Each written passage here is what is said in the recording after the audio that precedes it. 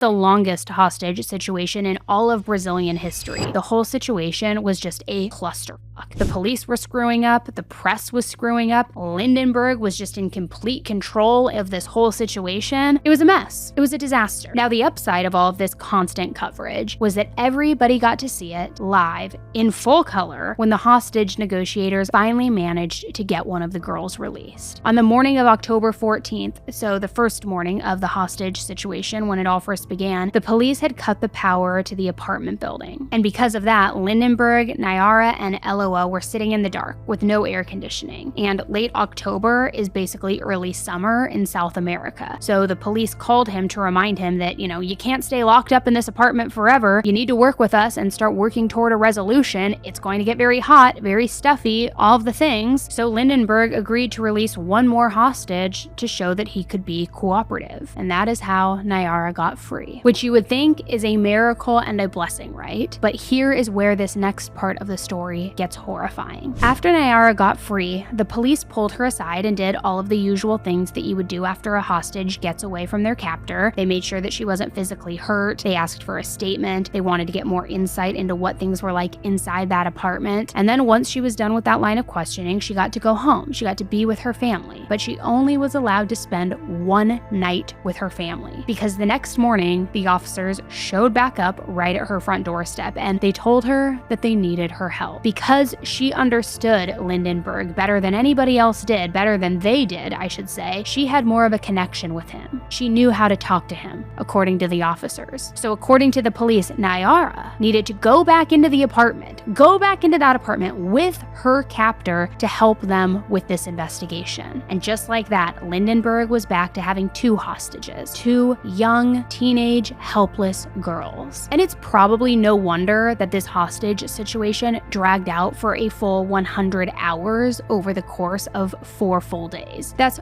4 days of these two girls not knowing if they were going to survive to see another day. It is unbelievable. Now, as all hostage situations go, they come to an end, right? So eventually this hostage situation needed to come to an end. And on October 17th, in the late afternoon or early evening, shots were reported from inside the apartment. The two girls had both been shot. Nayara had also been hit in the face, but luckily it wasn't bad enough to knock her unconscious. She was able to walk out of the apartment on her own, miraculously, and then the police were able to help her get away from the scene and, get to safety, permanently this time. But Eloá, she had taken 2 bullets, one to her groin area and one to the head.